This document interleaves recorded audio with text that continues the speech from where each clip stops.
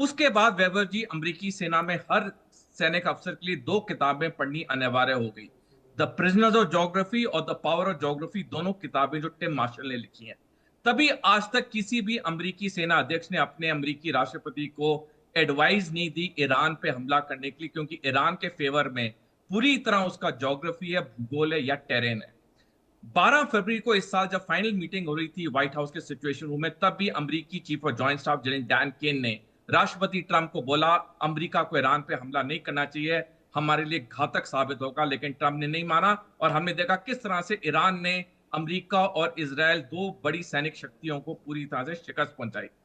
देखिए वैभव जी, एक बड़ी प्रसिद्ध कहावत है, प्यार और जंग में सब जायज है। जब अमेरिका ने ईरान के मिनाब शहर में 185 स्कूल जाती हुई लड़कियों को मारा, अमेरिका ने कोई अंतर्राष्ट्रीय कानून या रूल्स का पालन नहीं किया। बिल्कुल। जब अमेरिका ने ईरान के एक निहत्थे युद्धपोत को समुद्र में डुबा दिया जो भारत से नौसैनिक अभ्यास करके जा रहा था, तब अमेरिका ने कोई अंतर्राष्ट्रीय रूल का पालन नहीं किया।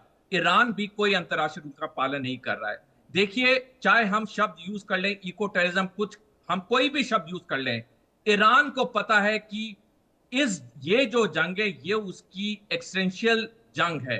अगर ये जंग हार गया, ईरान पे अमेरिकी सेना का या अमेरिकी शासन के नजदीक वाले इंसान का कोई वहां पे उसे प्रेसिडेंट बनाया जाएगा और फिर ईरान की पूरी चीजें बदल जाएंगी। तो जो ईरान कर रहा है, ईरान अपने बचाव में कर रहा है। और ईरान ने अब तक दो बड़ी सेनाओं को जो शिकस्त दी है, वो पूरी दुनिया के लिए एक मिसाल बन गई है। जगह जगह पे लेक्चर्स हो रहे हैं, जगह जगह के कई देशों की सेनाओं में, कि ईरान ने कैसी इतनी बड़ी शिकस्त दी है। मैं एक और मिनट वैभव जी आपसे चाहूंगा। वैभव जी, अधिकतर लोग ईरान युद्ध को समझने में गलती करते हैं, क्योंकि हम जो ये फिलिस्तीन मुद्दा है उसे हम दो धर्मों की लड़ाई देखते हैं। ये दो धर्मों की लड़ाई नहीं है, ये एक जमीन के टुकड़े की लड़ाई है। और दूसरा, जो गलत धारणा हम में से कई लोगों में होती है कि क्योंकि ईरान एक इस्लामिक देश है तो सारी गलती उसकी है। देखिए, जब हम अध्ययन और रीडिंग करते हैं, हमें ऐसे तथ्य पता चलते हैं जो हमें बताता है कि पूरी मिडिल ईस्ट में क्यों अशांति है। मैं बस आखिरी 30 सेकंड आपसे लूंगा। बिल्कुल सर।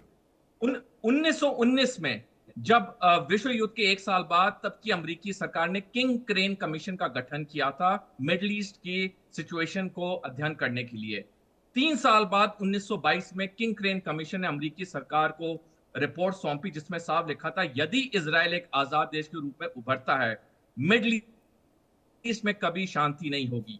14 मई 1948 को हैना ब्रेडन, जो कि अमेरिका की एक प्रसिद्ध लेखिका थी, जिस दिन इजराइल ने अपनी एक पक्षीय आजादी डिक्लेयर की, हैना ब्रेडन ने लेख लिखा, आज से मिडिल ईस्ट में कभी शांति नहीं होगी।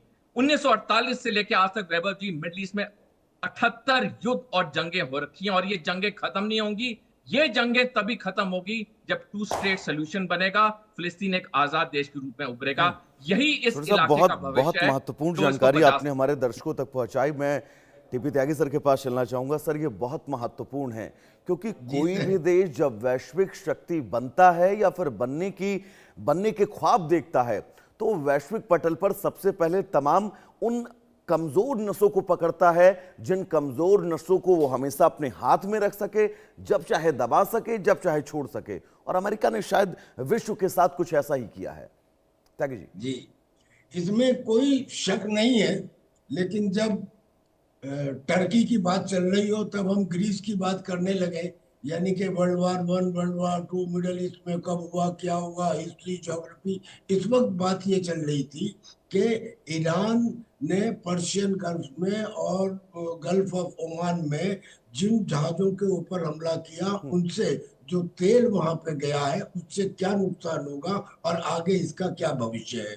मैं अपने आप को उसी टॉपिक पर कंसंट्रेट करूंगा जो आज के लिए दिया गया था, बजाय इसके कि मैं हिटलर ने कब रशिया के साथ संधि की और कब उसने संधि तोड़ दी, मैं उसकी हिस्ट्री में जाए बगैर मैं इतना बताता हूं कि जो वर्तमान की परिस्थिति है, इसमें ईरान खुद फंस गया है। जी, ये कहना कि ईरान जीत गया गलत है।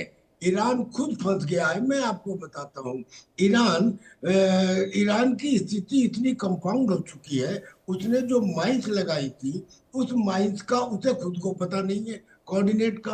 अब पहला खतरा तो ये कि वॉयज में माइंस का पता नहीं है। दूसरा खतरा ये कि जो गल्फ ऑफ ओमान में तेल फैला था वो रिस्क जा चुका है पर्शियन गल्फ तक।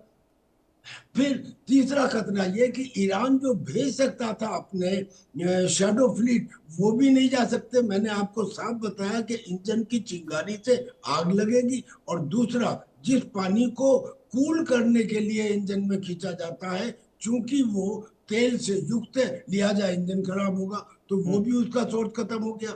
जबकि ये सोर्स सऊदी अरबिया के खत्म नहीं हुए, यूएई के खत्म नहीं हुए, उनकी अपनी अपनी पाइपलाइन है, उनका अपना अलग एक पोर्ट है जो गल्फ ऑफ ओमान में है, स्ट्रेट ऑफ हॉर्मुज को खाल करके। फिर उसके बाद में अगर इतना ही हो तो मान ले आने वाला भविष्य उससे भी ज्यादा खतरनाक है।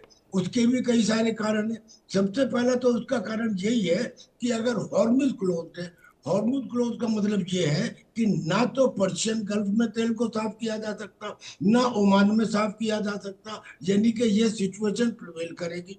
और फिर अगर अटैक होते हैं और मान लीजिए बुशरा न्यूक्लियर प्लांट के ऊपर अटैक हो जाता है, जो ईरान का अकेला ऑपरेटिव प्लांट है, तो उससे जो न्यूक्लियर रेडिएशन फैलेगा, पर्शियन गल्फ में पहले ही तेल है, ऊपर से न्यूक्लियर रेडिएशन और आ गए। सारी अरब कंट्रीज डिसैलिनेशन प्लांट लगाती हैं, समुद्र के पानी को ठीक करती हैं, वो पानी दो तरह से प्रदूषित हो जाएगा। इसके साथ में जो रिडंडेंट हो जाएंगे, यानी कि अगर आप वहां से व्यापार नहीं कर रहे हैं तो आप तेल को करेंगे क्या? आपकी स्टोरेज कैपेसिटी फुल हो गई है। स्टोरेज कैपेसिटी फुल होने का मतलब कि आप ऑयल के कुएं से प्रोडक्शन नहीं कर सकते। अगर ऑयल के कुएं की प्रोडक्शन रुक जाती है तो फिर वो तेल का कुआं रिडंडेंट हो जाता है, यानी कि न केवल आपकी क्षमता कम हुई बल्कि आने वाले समय में आपके जो तेल के कुएं थे वो भी रिडंडेंट हो गए। इन सब चीजों को देखते हुए, और फिर केवल यहाँ नहीं है, यही सिचुएशन ब्लैक सी में भी तो है जी। वहां भी तो जो ऑयल टैंकर्स हैं उनके ऊपर हमले किए गए हैं, अजोव सी में भी तो किए गए हैं, यानी कि दुनिया के अंदर ये हो रहा है। और ये बेसिकली इसके लिए गुनाहगार ईरान है। और अब ईरान खुद अपने उसमें फंस गया है, ये पोजीशन में आने के बाद भी कि उसने एक किस्म से थोड़े समय के लिए ये दिखाया कि उसकी जो मिसाइल्स हैं और जो उसके ड्रोन है वो इफेक्टिव है, लेकिन अब क्या करेगा? इकोनॉमी उसकी शटर हो चुकी है, बैंक उसके दिवालिया अपने आप को घोषित कर चुके हैं, लोगों के पास वहां खाने को नहीं है, और उसका नुकसान दुनिया को पता नहीं चला क्योंकि वहां से खबरें आती नहीं है, अमेरिका की तो आती हैं। जो लोग आज ये कहते हैं कि ईरान ने अमेरिका और इजराइल को हरा दिया, ईरान खुद तो खत्म होने के कगार पे है ये सर। बहुत महत्वपूर्ण है। इन हालातों को ये तय है, ईरान खुद समझता है, लेकिन वैश्विक पटल पर वो ये दिखाने की कोशिश कर रहा है कि वो अपने आत्मसम्मान की लड़ाई बड़े गर्व के साथ लड़ रहा है और लड़ता रहेगा। फिलहाल आप तीनों मेहमानों का बहुत बहुत शुक्रिया। समय का थोड़ा सा